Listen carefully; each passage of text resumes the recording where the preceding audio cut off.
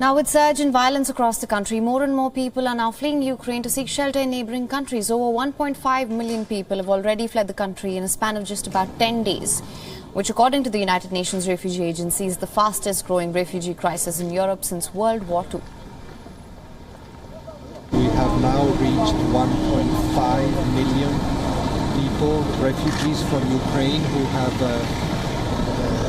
crossed borders of the various countries. Of course, the biggest movement is inside Poland, almost 1 million people, and then Slovakia, Hungary, Romania, Moldova. I was in Moldova and Romania in the last few days. Predictions are difficult to make. We know that hundreds of thousands are on the move inside Ukraine, including just across the border here, and it is very likely that we will see a large influx continue in the next few days. A mass exodus has been underway since the last 2 weeks or so, and Poland has received the largest number of Ukrainian refugees. According to latest reports, over 1 million Ukrainian refugees have already fled to Poland, with thousands more waiting at the border to enter the country. Hungary, Moldova, Romania and Slovakia have also seen a significant surge in Ukrainian refugees as well. And two Polish border towns of Przemysl and Medyka have become havens for people fleeing the Russian invasion in Ukraine. Authorities have even set up dozens of makeshift reception centers to help assist the incoming Ukrainian refugees. A local hospital in the border town of Rzeszów has also been set up with beds for refugees to help them get proper care and medicines here. W tym momencie jest to bardzo przykre, że przyjeżdża tyle kobiet z dziećmi, tyle osób starszych i one nie wiedzą, co mają dalej robić. Szukają domu, zostali bezdomni, nie mają gdzie wracać i najgorsze jest to nawet nie stan fizyczny tych osób, nie stan zdrowotny, a bardziej zdrowie psychiczne.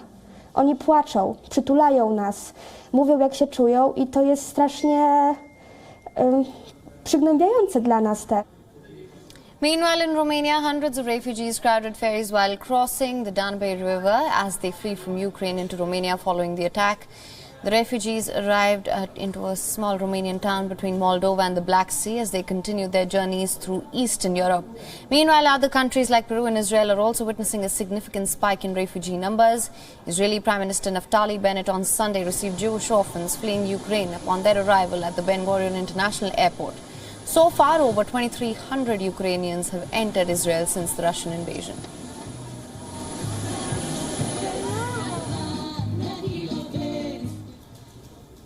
Now, for more on this, we're also being joined by Stuart Dowell, who is a journalist from Warsaw. Thank you so much for joining us. Now, Poland has received the largest number of refugees from Ukraine. What can you tell us about this refugee crisis and also the measures in place to deal with it?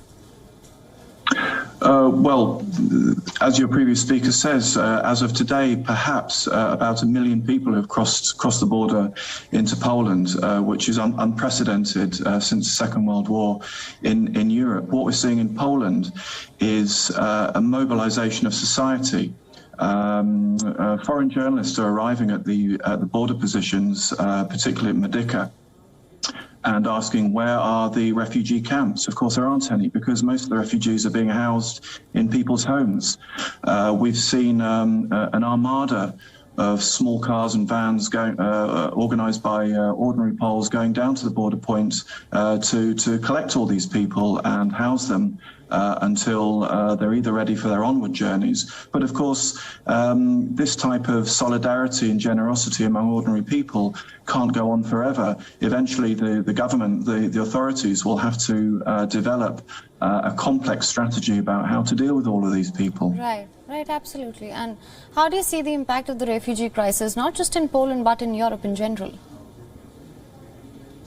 The impact. This is an absolute catastrophe, which is surprised and shocked people, and people are having to deal with it from day to day. So the initial dealing with it is very good. People are safe in Poland, yet we have to have a more complex and long-term approach. Right. WION is now available in your country. Download the app now. Get all the news on the move.